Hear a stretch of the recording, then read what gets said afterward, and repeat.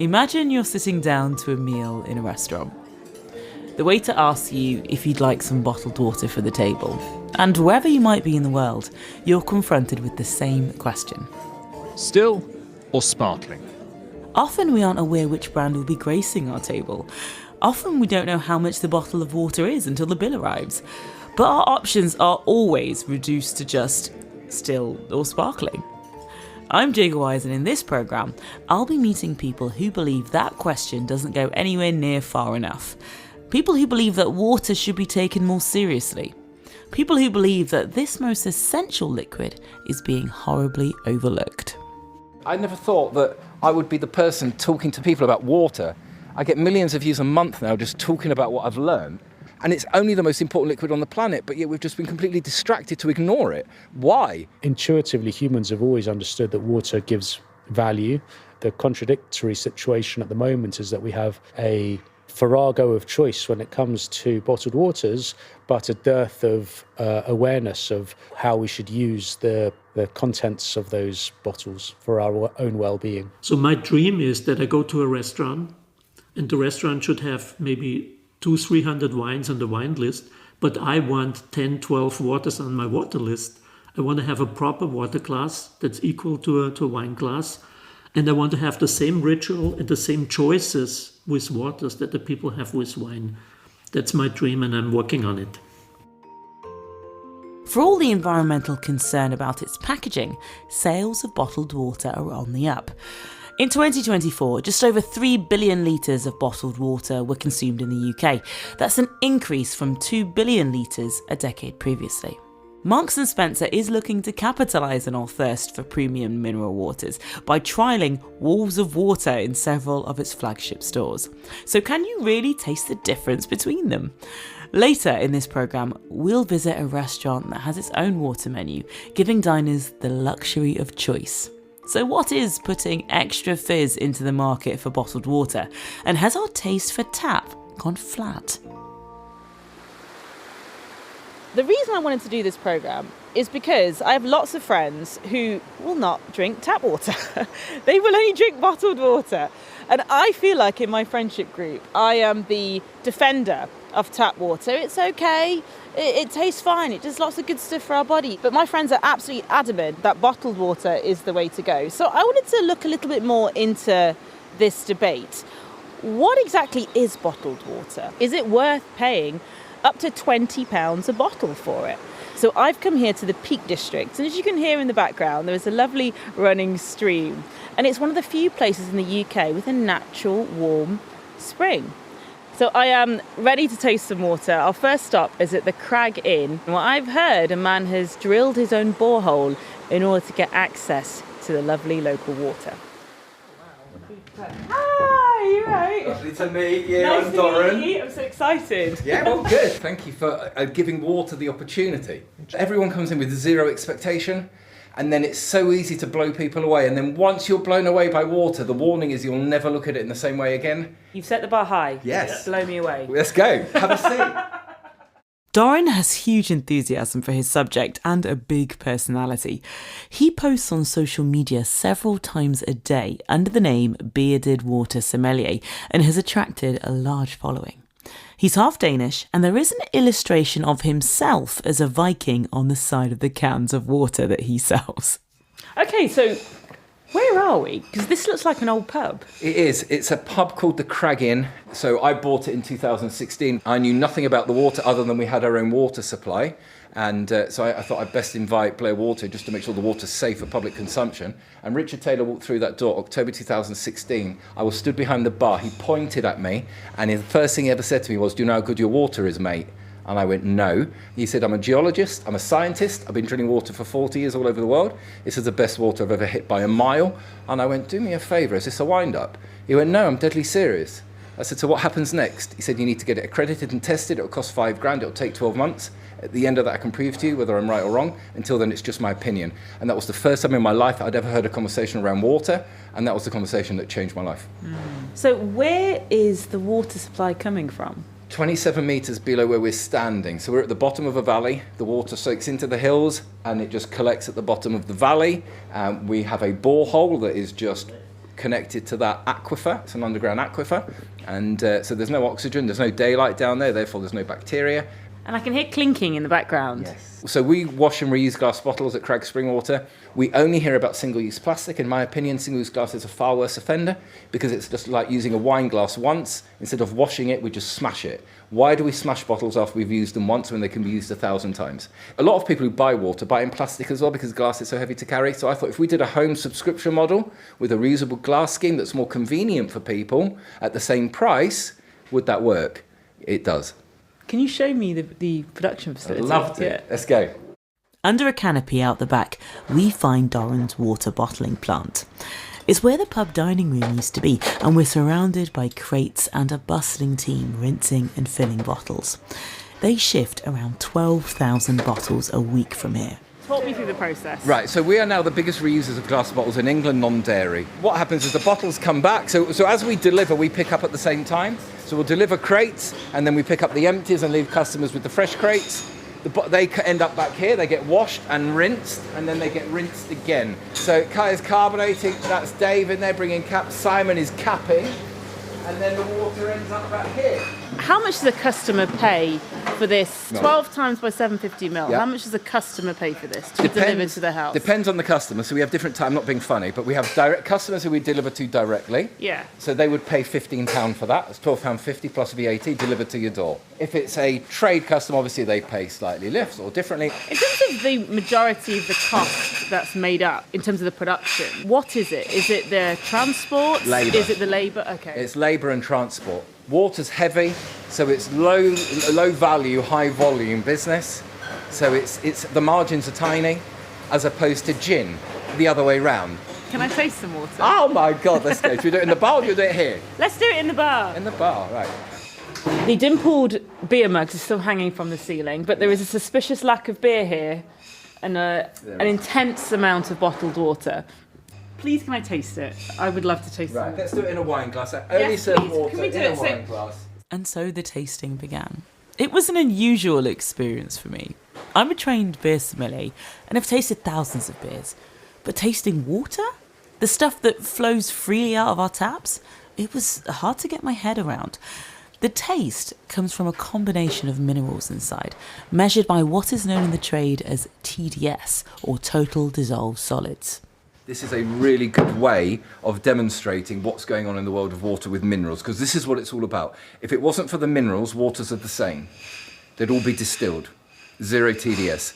Total dissolved solids is the measurement of minerals in water. Zero TDS is distilled water. Seawater is 30 to 40,000 TDS. And in my world of water, I play with 40 up to 15,000 TDS. And they are wildly different. And understanding the difference and how the difference manifests themselves in taste and mouthfeel is really, really important and really simple. Crag Spring Water is 120 TDS, sodium, calcium, magnesium. Now, it's the level that those three minerals interact at that gives us our unique mouthfeel. So it's the hard minerals that drive the mouthfeel. Doran argues that a very low TDS can actually leave your mouth feeling drier. You need some minerals in the water to make it taste of something. So first of all, water's at room temperature. Okay. Put the water in your mouth, swirl it around your mouth for about 4 or 5 seconds, use it like a mouthwash, get it in between your gums and your lips, get it all the way around and then swallow it. You've calibrated your mouth, then we're going to taste it. Ready? Okay.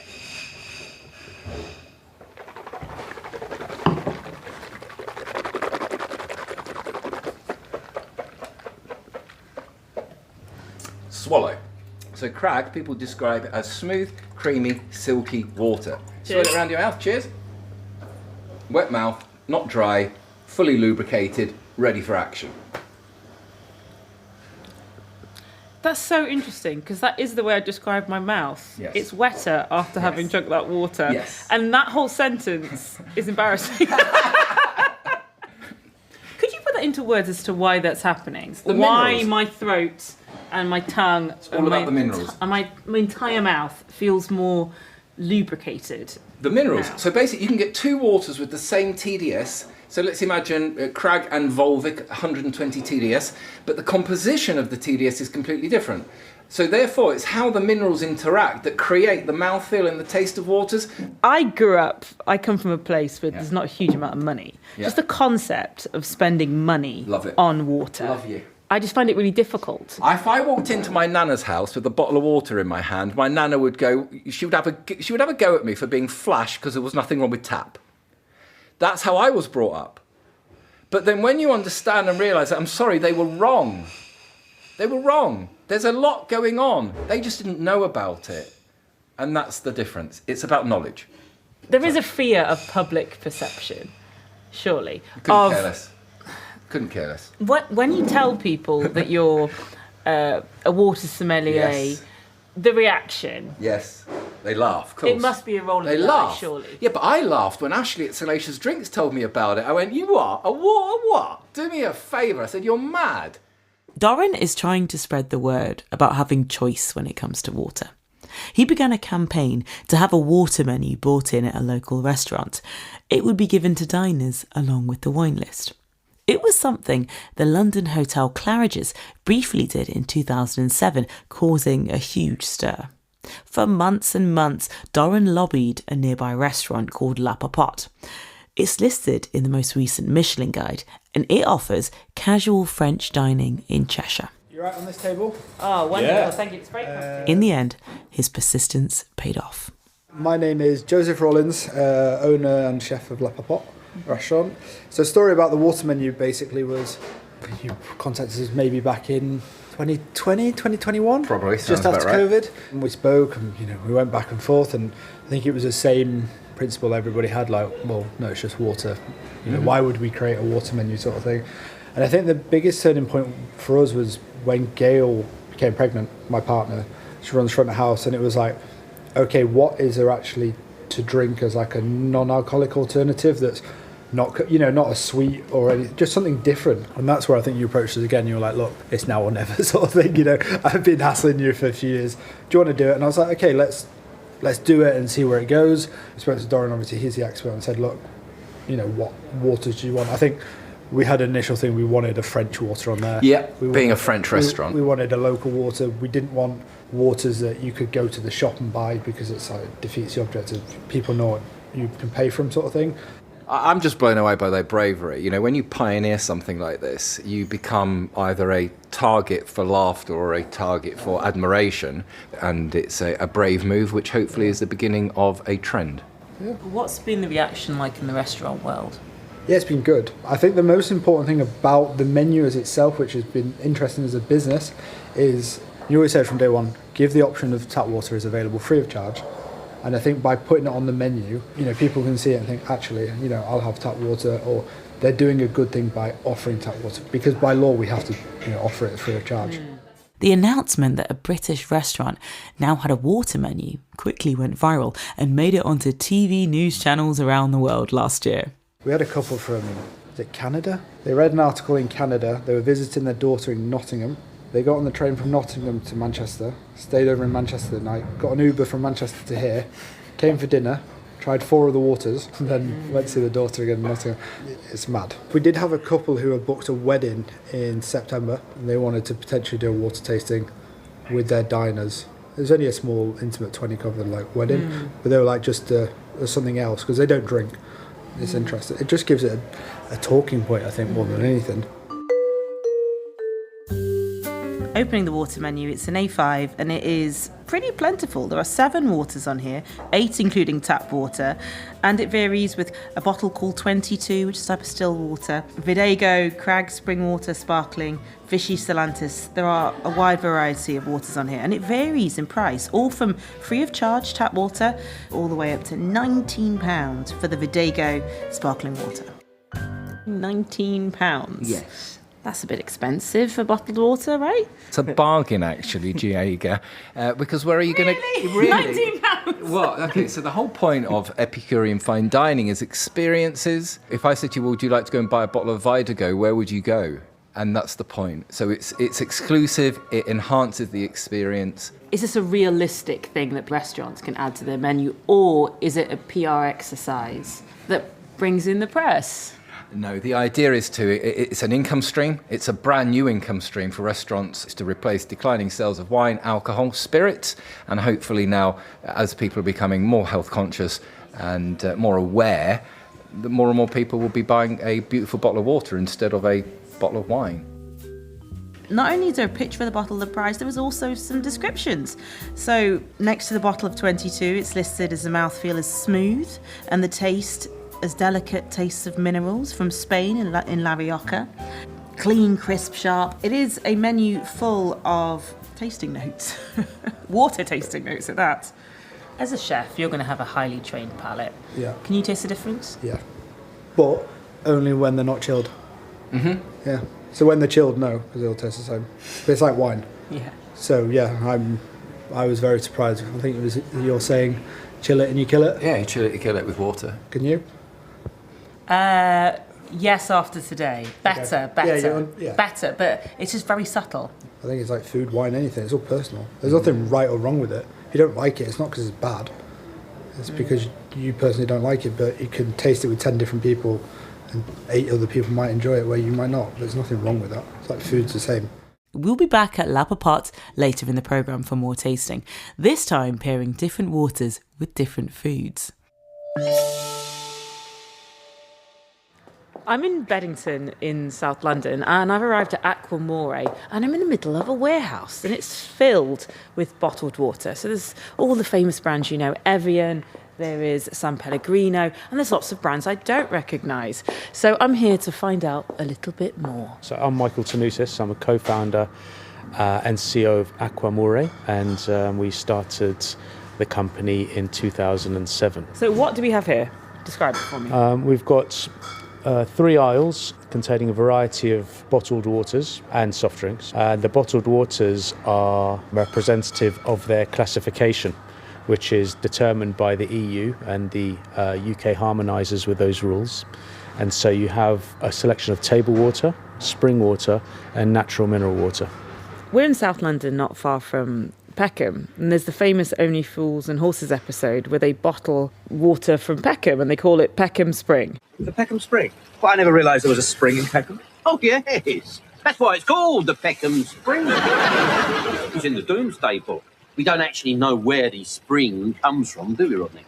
No. It's certainly sprung up from somewhere, isn't it?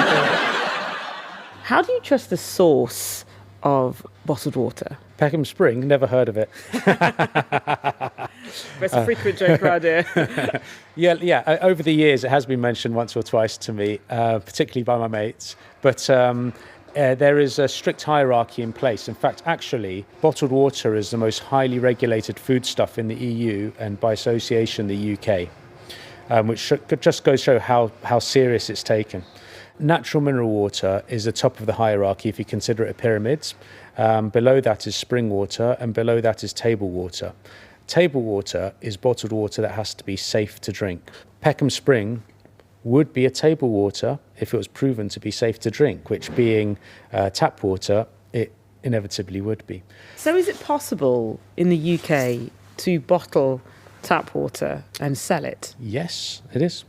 Is it done? It's done not directly any longer since what was a number of listeners will recall as the Dasani furore, which was an aborted attempt by a large multinational to create a water which was effectively tap water. But there are waters which are municipal sources, and they'll put the water through a process of reverse osmosis to remove the minerals.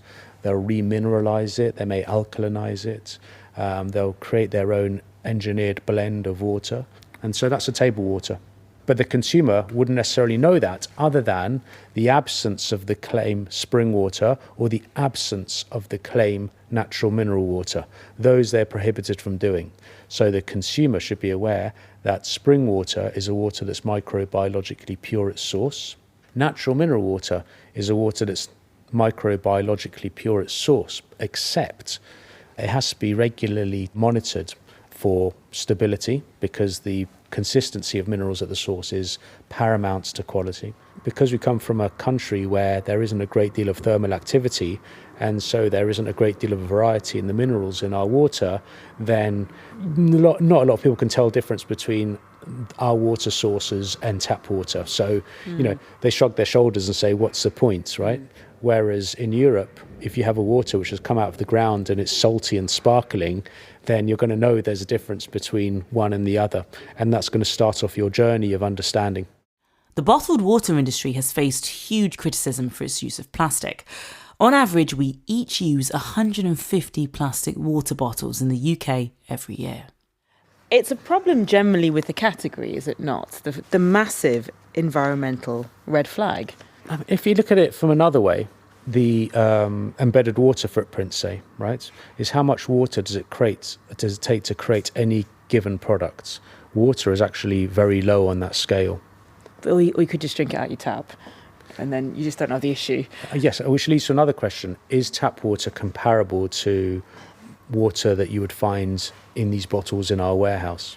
Is it? Well, no. I mean, it's H2O. So in terms of being aroma-free, transparent and wet, then yes, it is comparable.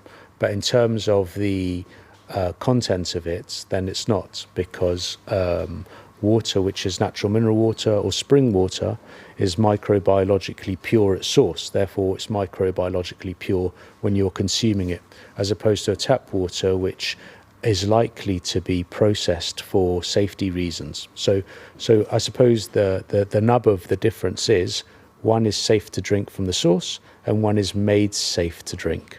Where do we get water wrong in this country, in your view? I think it's failing to appreciate that water is a source of nutrition.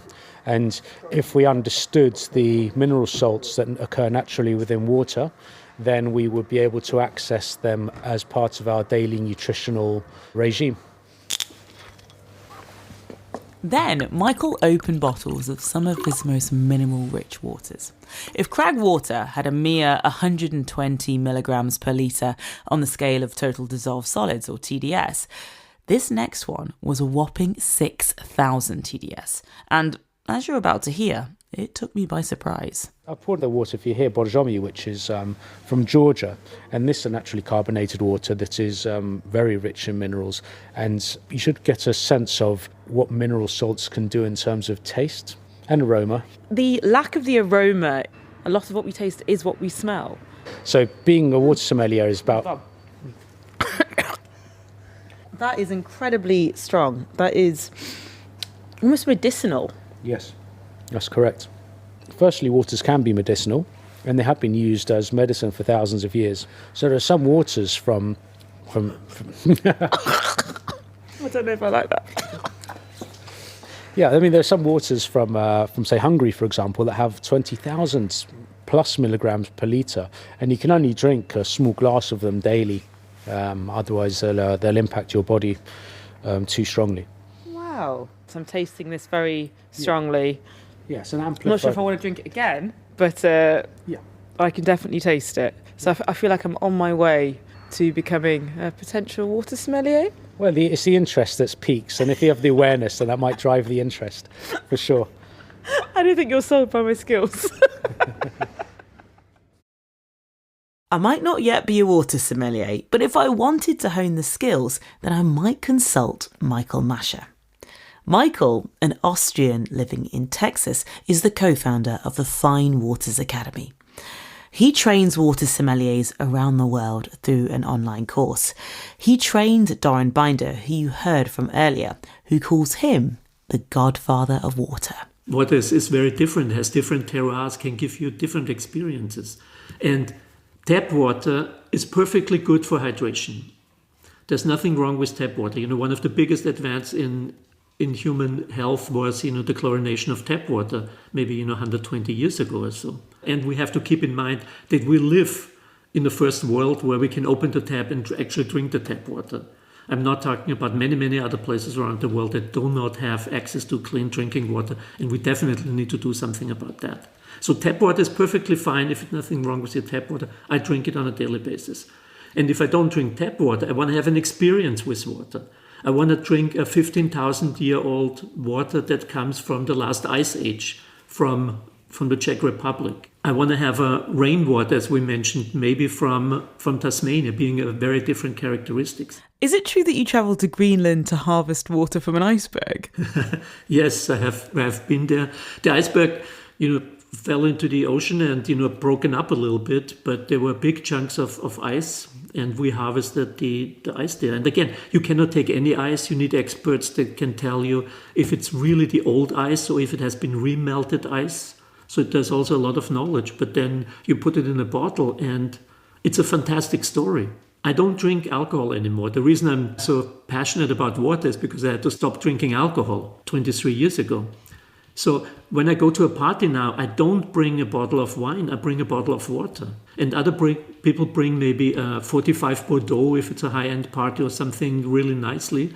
And I bring a 4,000-year-old iceberg water. Guess what everyone is talking about at the party? So opening this bottle, drinking it, the ritual around it, putting it in a nice glass at the right temperature, creates an atmosphere and an experience that's totally akin to wine. What about those who would be dismissive of fine water? What would you say to them?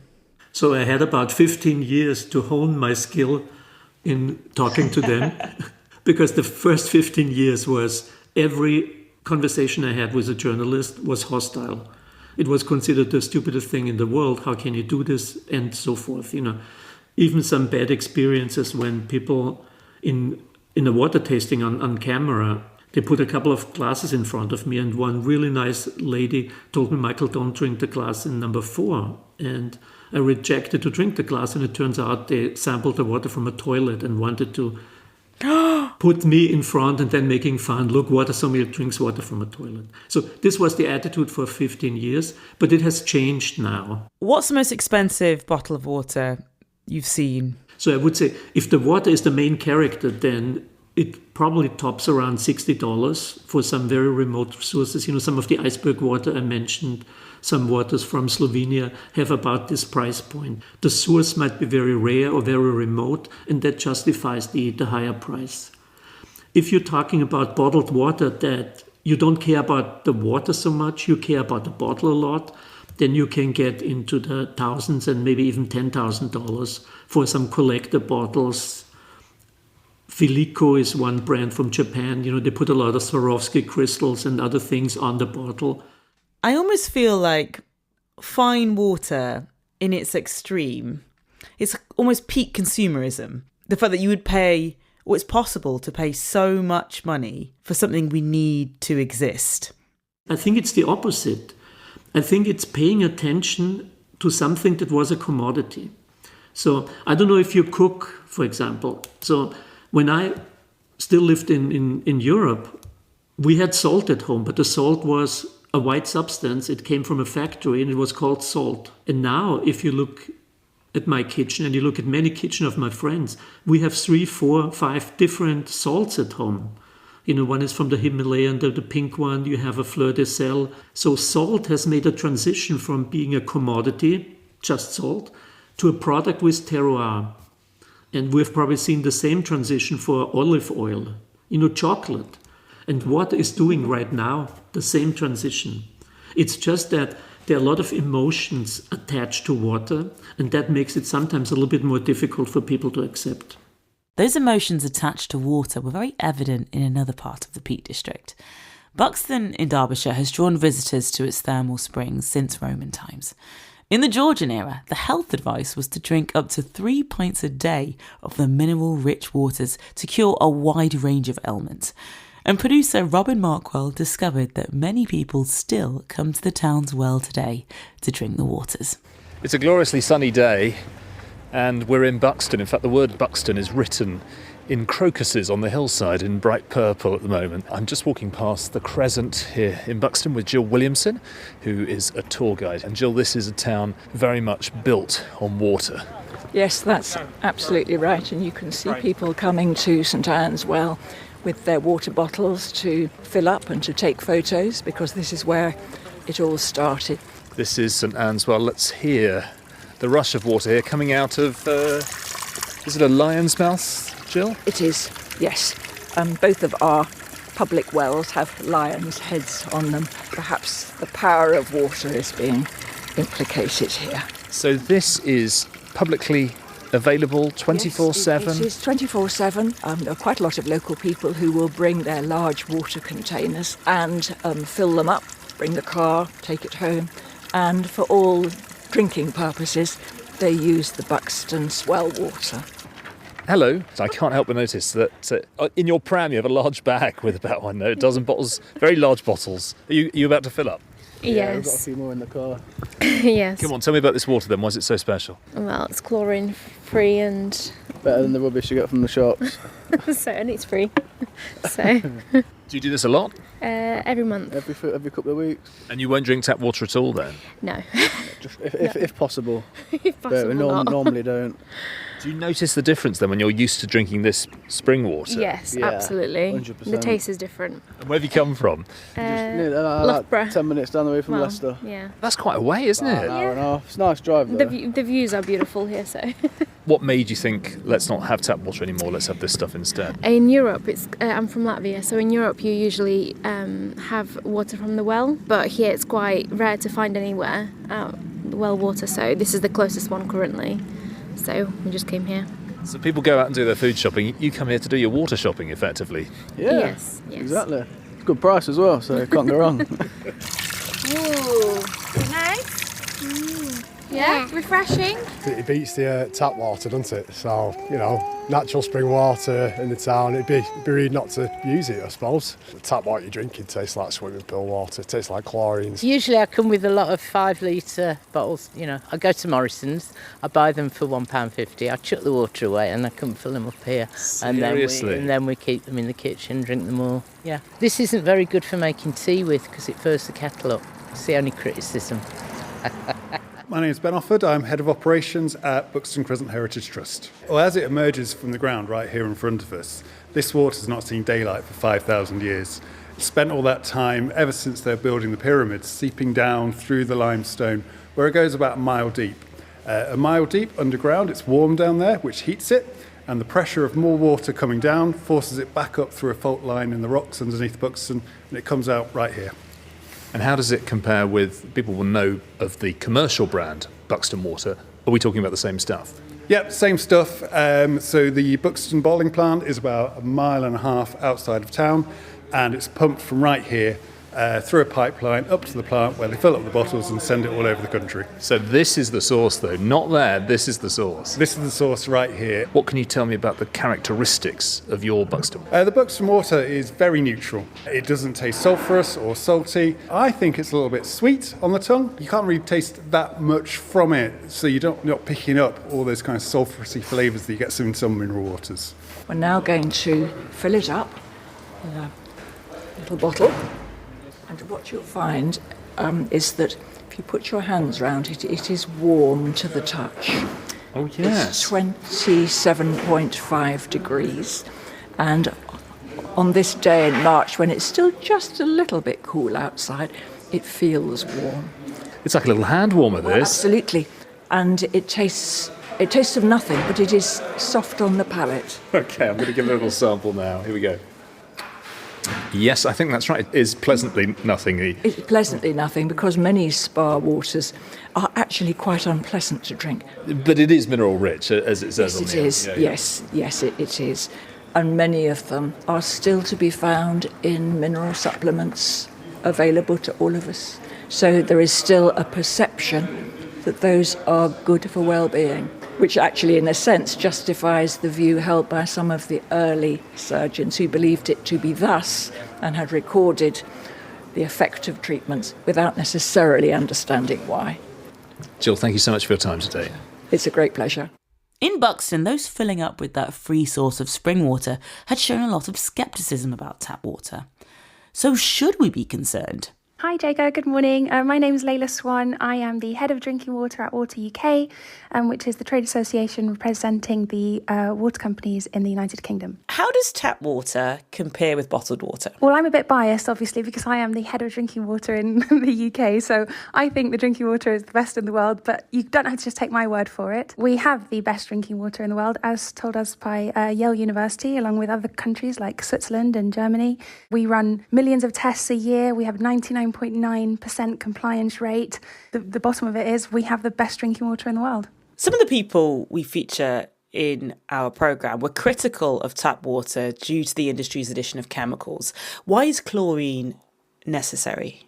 To make sure that the water that we have taken from a raw source, such as a reservoir or somewhere else, comes to your tap clean and removed of anything that might have been in that raw water source. So, you might talk about something like a forever chemical. That's something that is in that raw water source that's not created by the water companies, but we do the job of cleaning it. We spend £70 million a year cleaning that raw water so that what comes out of the tap at the other end is the safest and best drinking water in the world. What about fluoride? Some parts of the country have fluoride in their water. That's not a decision that's made by the water companies. That's a decision that's made by the UK Health and Safety Agency. So there's only about 10% of the country that have fluoride in their water. There are studies that show that it is good for teeth, especially children's teeth, and that is why it's been a public health decision made by the government. The water industry has been heavily criticised recently in its performance over sewage spills. You've lost a lot of trust with the consumer. Why should the consumer trust you when it comes to what comes out of our taps? Well, they don't have to trust us. They can trust Yale University, which is obviously an independent source of data. They can trust the independent regulators from government that hold us to the strictest requirements in the world. Wherever you are in this country, when you turn on your tap, you have safe, clean drinking water coming out, and you're enjoying the best drinking water in the world. And as to the TDS count in tap water, well, it can be mineral rich too, depending on whether your tap water is hard or soft. Here's Dr Natalie Lamb, a visiting researcher at the University of Sheffield and an expert on drinking water with the water intelligence firm Spring. People often find that softer water tastes nicer. And the pH differences between those different types of water in tap water can be because of the source of the water that's being used. So whether that source of the water is from deep within the ground, what we call groundwater, it's been percolated through many, many years and many, many different types of rock over lots of time, so it's very filtered. Or it can be surface water in source, which is like a river, a reservoir, a lake, something like that. And that's in tap water where you get most of those differences and where that difference in minerals or concentration of those minerals comes from. So you're saying you can have a high mineral water content from your tap? Definitely. Where I used to live in Lincolnshire, it was all groundwater in source. So there was a very high mineral content because when the water gets filtered through all those different layers of rock over time, it picks up a lot of those minerals that those rocks contain. I'm back at Lapapot, Joseph Collins' restaurant in Cheshire. Doran Binder is talking me through pairing different foods with different waters. Remember, TDS refers to total dissolved solids, the amount of minerals within the water.